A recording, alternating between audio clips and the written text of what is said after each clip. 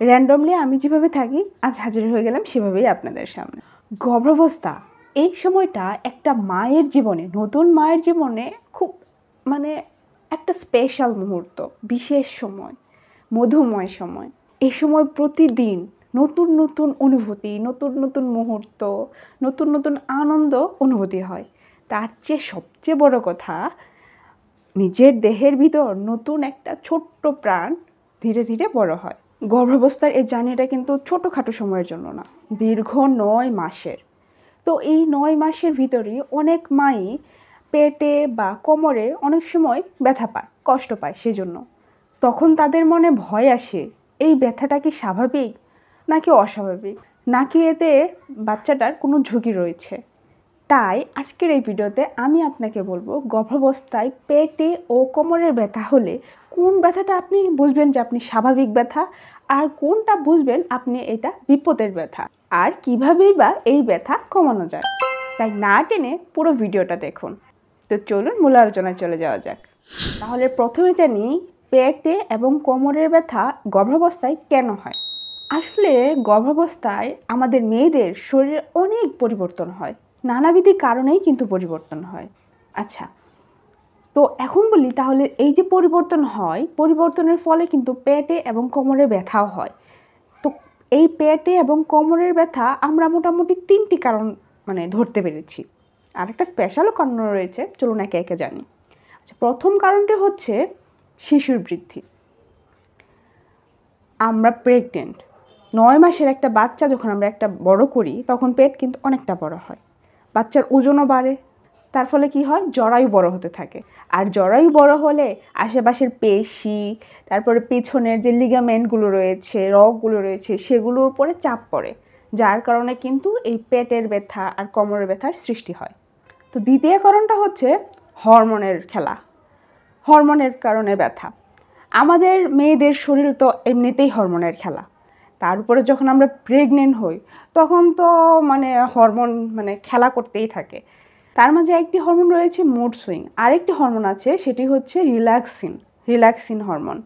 তো সেই হরমোনটা কি করে, আমাদের হাড়ের যে জয়েন্টগুলো আছে না, সেই জয়েন্টগুলো ঢিলা করে দেয়। এই যে আমাদের হাড়গুলো আছে, এখানে হাড়, কোমরের ভিতরে হাড়, এখানেরগুলো তো না, স্পেশালি কোমরের হাড়গুলো, পিছনের দিকে হাড়, মেরুদণ্ডের হাড়গুলো আর কি, সেই যে হাড়ের জয়েন্টগুলো আছে, সেই হাড়ের জয়েন্টগুলো ঢিলা করে দেয়, যার ফলে কি হয়, কোমরে প্রচণ্ড ব্যথা করে। যেহেতু কোমরে চাপ পড়ে, তাই ব্যথাটাও বাড়ে। তৃতীয় কারণ হচ্ছে ওজন বৃদ্ধি। প্রেগনেন্সির সময় কিন্তু আমরা অনেকটা ওজন গেইন করি, যেহেতু আমরা পেটে একটা বাচ্চা ধারণ করি, সেহেতু ওজন গেইনটা স্বাভাবিক, বাড়াটা আমাদের স্বাভাবিক। তো সেই ওজন বাড়ার কারণে কি হয়, আমাদের মেরুদণ্ডে চাপ পড়ে, যার কারণে আমাদের কোমর ব্যথার সৃষ্টি হয়। আর একটা বড় কারণ রয়েছে, সেটা কি, শরীরের অঙ্গভঙ্গি বদলানো। আমরা সাধারণত যেভাবে হাঁটি, প্রেগনেন্সির সময় কিন্তু আমরা সেভাবে হাঁটি না, একটু ধীরে সুস্থে আস্তে আস্তে পা ফেলি, অনেকটা বর্ষাকালে গ্রাম অঞ্চলে কাদার মাঝে যেভাবে আমরা পা টিপে টিপে হাঁটি সেভাবে। এছাড়া আমরা বসার ক্ষেত্রেও আমাদের পরিবর্তন আসে, যেমন আমরা নর্মালি এইভাবে বসে পড়লাম, প্রেগনেন্সির সময় কিন্তু আমরা এভাবে বসতে পারি না, একটু হেলান দিয়ে একটু আরাম করে আয়েসে বসি, তাই না? তারপর আরেকটা আছে দাঁড়ানোর ভঙ্গি। আমরা সচরাচর যেভাবে দাঁড়াই, প্রেগনেন্সির সময় কিন্তু একটু হেলান দিয়ে একটু সাপোর্ট নিয়ে দাঁড়ানোর চেষ্টা করি। টোটালি প্রেগনেন্সির সময় ভঙ্গিটা বদলে যায়, হাঁটা চড়া বসা সব কিছু ভঙ্গি বদলে যায়। এই ভঙ্গি বদলানোটা পিঠ এবং কোমরে ব্যথা কিন্তু বাড়াতে সাহায্য করে। আচ্ছা, এখন তাহলে চলুন জানি কোন ব্যথাটা স্বাভাবিক আর কোনটা বিপদের সংকেত। আপনার কোমর এবং পেটের ব্যথা সবসময় যে অস্বাভাবিক বা বিপদের লক্ষণ তা কিন্তু নয়। কিছু ব্যথা স্বাভাবিক এবং কিছু ব্যথা বিপদের লক্ষণ। সেই বিপদের লক্ষণগুলো কিন্তু আপনাকে জানতে হবে, আর জেনে দ্রুত চিকিৎসকের পরামর্শ নিতে হবে। চলুন জানি প্রথমে স্বাভাবিক ব্যথা কোনগুলো। আপনি বসে আছেন, আপনার পেটের ভিতরে হঠাৎ করে টান অনুভব করছেন, হালকা হালকা ব্যথা অনুভব করছেন, এটা কিন্তু স্বাভাবিক ব্যথা, যা কিনা সময়ের সাথে সাথে কমে যায়। একটু এখন ব্যথা করছে, একটু পরে দেখেন আবার নাই ব্যথা, এই ব্যথাটা কিন্তু স্বাভাবিক ব্যথা। আপনার হঠাৎ করে এরকম ব্যথা শুরু হলো, তারপরে একটু বিশ্রাম নিলেন, কিছুক্ষণ শুয়ে থাকলেন বা কিছুক্ষণ বসে থাকলেন, তারপর দেখলেন কমে গেল, তার মানে কি, এই ব্যথাটা কিন্তু আপনার বিপদ সংকেতের ব্যথা না, স্বাভাবিক ব্যথা। আবার দেখবেন কি আপনি নড়াচড়া শুরু করে দিয়েছেন, মানে হাঁটাচড়া করছেন, অ্যাক্টিভ আছেন খুব, তখন আপনার ব্যথাটা বাড়ছে। আবার একটু স্থির হলেন, শান্ত হলেন, বসে থাকলেন কিছুক্ষণ বা কিছুক্ষণ শুয়ে থাকলেন, দেখলেন ব্যথাটা কমে গেল। এগুলো হচ্ছে স্বাভাবিক ব্যথা। এখন চলুন জানি কোনগুলো বিপদের ব্যথা। সাধারণত এই ব্যথাগুলো 28 সপ্তাহের পরে হয়, অনেকটা 30 সপ্তাহের পরেই হয়ে থাকে। আপনার পেটে ব্যথা হচ্ছে, কোমরে ব্যথা হচ্ছে এবং ব্যথার সাথে আপনার যোনিপথ দিয়ে রক্ত বের হচ্ছে এবং ব্যথা কোনোভাবেই কমছে না। মানে ব্যথাটা আস্তে আস্তে সময়টা যেন দীর্ঘ হচ্ছে, যে একটু রেস্ট নিলে যে ব্যথাটা কমে যাবে সেভাবে কমছে না, মানে অনেকক্ষণ লং টাইম ধরে ব্যথাটা করছে। আপনার যোনিপথ দিয়ে রক্ত পড়ছে, সাথে পানিও পড়তে পারে, মানে পানি ভাঙা অনেকটা আমরা যেটাকে বলি। এই সময় কিন্তু প্রিম্যাচিউর বেবি হওয়ার সম্ভাবনাটা থাকে। এছাড়া আরেকটি আছে, পেট একদম খিচ মেরে শক্ত হয়ে থাকে। এগুলো তো রয়েছে। আর 5টি বিপদ সংকেত দেখলে কোনোভাবেই ঘরে বসে থাকবেন না, একদম সরাসরি ডাক্তারের কাছে যাবেন। সেটি হচ্ছে, প্রথম হচ্ছে জ্বর, মাথা ব্যথা, খিঁচুনি, তারপরে হচ্ছে ডায়রিয়া, শ্বাসকষ্ট।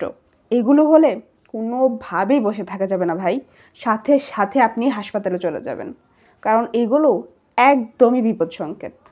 এই বিপদের লক্ষণগুলো যদি দেখেন, 1 মিনিট কি ভাই, 1 সেকেন্ডও দেরি করবেন না, তাড়াতাড়ি ডাক্তারের কাছে যাবেন আর সঠিক চিকিৎসা নেবেন। এবার জানি চলুন এই পেট ব্যথা এবং কোমর ব্যথা কিভাবে কমানো যায়। সঠিক ভঙ্গি বজায় রাখা। আমরা কি করি, চেয়ারে বসলে হেলান দিয়ে বসি, একটু হেলান দিয়ে আরাম করে বসি, তাই না? এতে কি হয়, পেটের উপর কিন্তু একটা চাপ পড়ে, পিঠে একটা টান পড়ে। তো কি করবেন, চেয়ারে বসলে পিঠটা সোজা রেখে বসবেন দয়া করে। এতে আপনার কোমর ব্যথা অনেকটা ভালো লাগবে, মানে কোমর ব্যথা থেকে আপনি মুক্তি পাবেন। আরেকটি কাজ করতে পারেন, বসার পরে আপনি সোজা হয়ে বসতে যদি আপনার সমস্যা হয়, পায়ের নিচে একটা টুল দিলেন। পায়ের নিচে একটা টুল দিলে আপনার পায়ে একটা সাপোর্ট পাবে, তাহলে আপনার পিছনে যে কোমরের ব্যথা, মেরুদণ্ডে যে ব্যথা একটা চাপ পড়ে, সে ব্যথাটা কিন্তু ফিল হবে না, আপনি ওই ব্যথা থেকে মুক্তি পাবেন। হালকা ব্যায়াম বা স্ট্রেচিং। গর্ভাবস্থায় আপনি যদি হালকা ব্যায়াম করতে পারেন বা স্ট্রেচ করতে পারেন, যে ব্যায়ামগুলো আছে, স্ট্রেচিংয়ের ব্যায়ামগুলো আছে, এইভাবে এইভাবে এইভাবে আছে, সেগুলো যদি করতে পারেন, তাহলে আপনার যে পেশির শক্ত হওয়ার একটা ভাব আছে না, সেটা শিথিল হবে, মানে নরম হয়ে যাবে।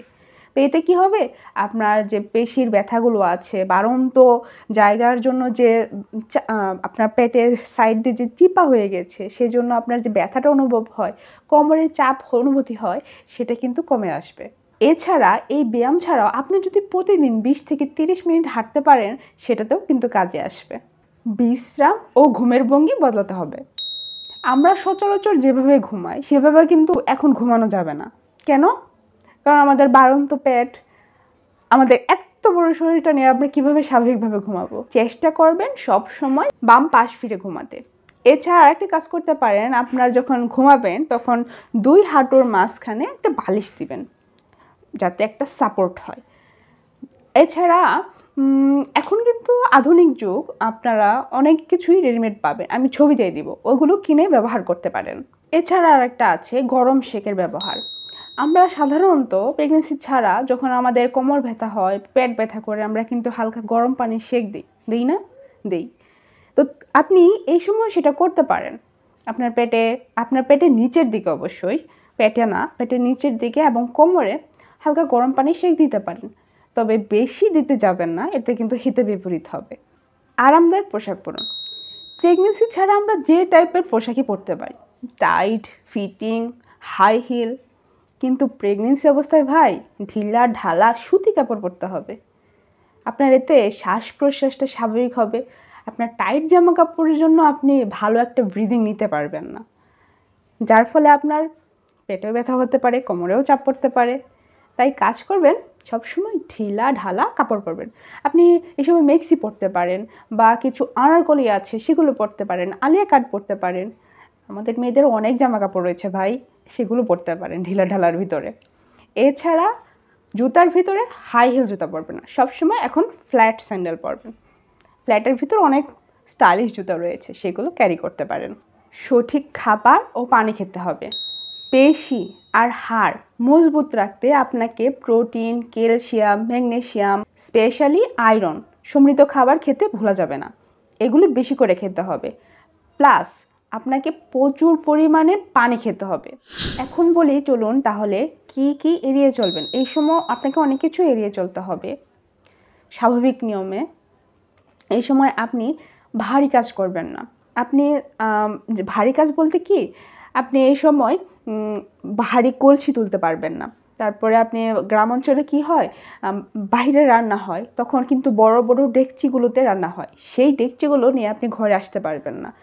যেমন যে টাইপেরই হোক না কেন, আপনি ভারী কোনো কিছু তুলতে পারবেন না। একটা ভরা বালতি আপনি টেনে এখান থেকে সেখানে নিয়ে যেতে পারবেন না।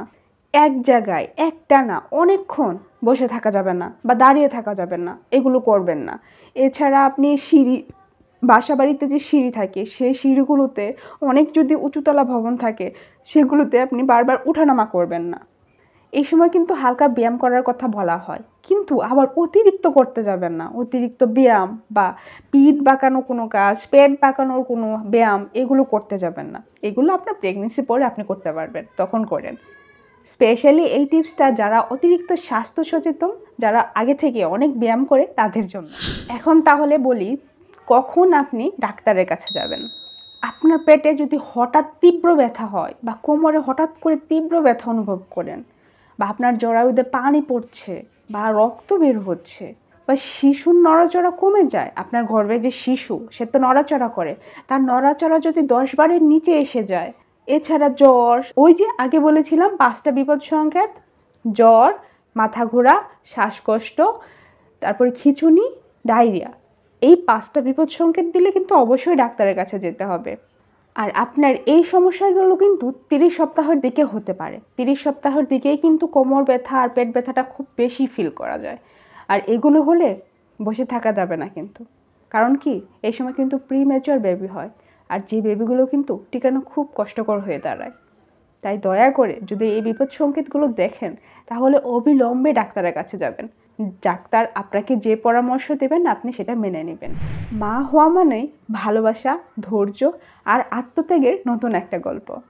আপনার শরীরে এই যে ব্যথা, এই যে অস্বস্তি, এই সবই কিন্তু একটা নতুন একটা শিশুর আগমনের জন্যই। তাই চেষ্টা করবেন নিজেকে একটু বিশ্রাম দিতে, একটু নিজের খেয়াল রাখতে, একটু নিজের যত্ন নিতে। তাহলেই দেখবেন আপনার মন এবং শরীর দুটাই খুব ভালো আছে, সাথে আপনার পুচকিটাও কিন্তু ভালো থাকবে। কারণ আপনার সুস্থতা মানেই আপনার শিশুর সুস্থতা। আজকের এই ভিডিওটা আপনার কেমন লাগলো?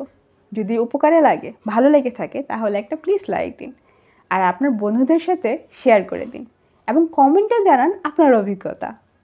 এরকম আরও ইনফরমেটিভ নতুন নতুন তথ্য পেতে আমাদের চ্যানেলটি সাবস্ক্রাইব করতে ভুলবেন না। দেখা হবে পরবর্তী ভিডিওতে। ভালো থাকুন, সুস্থ থাকুন, এই কামনায় আল্লাহ হাফেজ।